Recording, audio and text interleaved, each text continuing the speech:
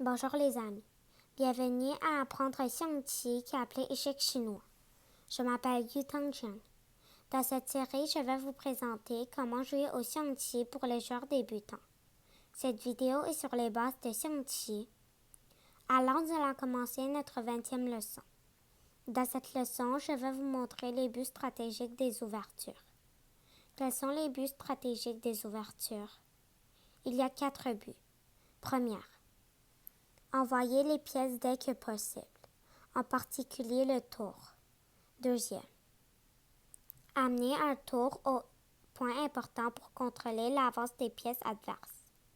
Troisième, équilibrer les deux côtés des pièces.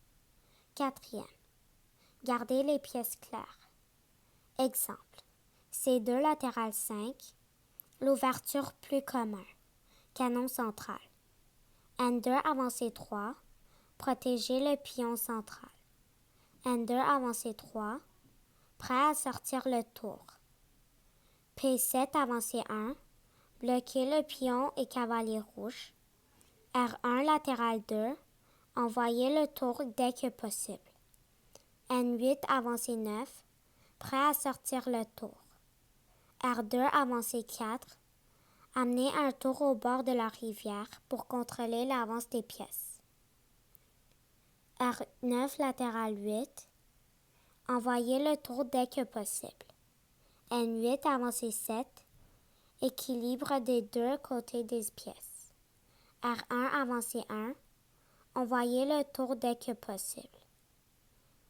P7 avancée 1, garder le cavalier clair. R1 latéral 4, amener un tour au fichier 4 pour contrôler l'avance des pièces adverses.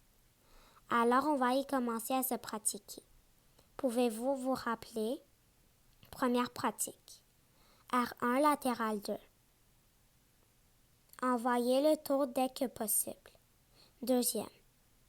R2 avancée 4. Amener un tour au bord de la rivière pour contrôler l'avance des pièces adverses. Troisième. N8 avancée 7. Équilibre les deux côtés des pièces. Quatrième.